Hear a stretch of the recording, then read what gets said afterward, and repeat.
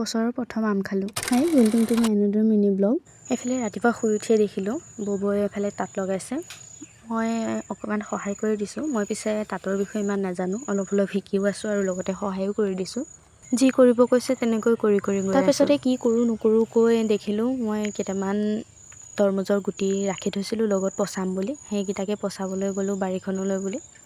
এইফালে এটা খালী গামলা, খালী নহয় মানে স্কচ এটা আছে আৰু তাৰ লগতে মই লগাই দিলোঁ গুটিকেইটা, জানো হয়েই নে নহয়। তাৰপিছতে বাৰীখনৰ অৱস্থাও চালোঁ।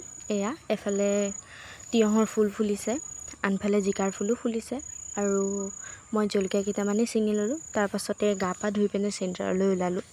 চেণ্টাৰত পিছে বহুত ডাঙৰ ডাঙৰ আম গছ আছে। সেইখিনি দেখি একদম খাওঁ খাওঁ লাগিলে, কিন্তু ইমান ওপৰত পাৰিবলৈ যে কোনো নাই। পিছে আমি দুজনী গছতললৈ গৈ পিনে চালোঁ, কিন্তু গছতলত অকল বেয়া বেয়া আম পালোঁ। তাৰ বাবে আমি আম পাৰিবলৈ লাঠিও ল'লোঁ, কিন্তু নোৱাৰিলোঁ। আৰু তাৰপিছতে আমি নেমু খাবলৈ বুলি গ'লোঁ। নেমু ছিঙি হোৱাৰ পাছতহে দেখিছোঁ আমজোপাৰ তলতে আম লাগি আছে আৰু সেয়াই আমকেইটা পাৰোঁ বুলি দাং এডাল লৈ আহিলোঁ। লগৰজনীয়ে পিছে নোৱাৰিলেগৈ, মই লাষ্টত যেন তেন টঙনিয়াই টঙনিয়াই পাৰিলোঁ আৰু পিছত ভিতৰলৈ লৈ আহি পিনে এয়া এফালে মই কাটিবলৈ লাগি গ'লোঁ। আমখিনি ধুনীয়াকৈ কাটি হোৱাৰ পাছতে মই নিমখ জলকীয়া, ঘৰৰ পৰা মই জলকীয়াও লৈ গৈছিলোঁ, সেয়াও ধুনীয়াকৈ সানি ল'লোঁ। তাৰপাছতেই সকলোকে ভাগ কৰি দি আমি দুজনী একেখনতে এয়া লৈ পিনে ধুনীয়াকৈ খালোঁ। আজিৰ কাৰণে ইমানেই।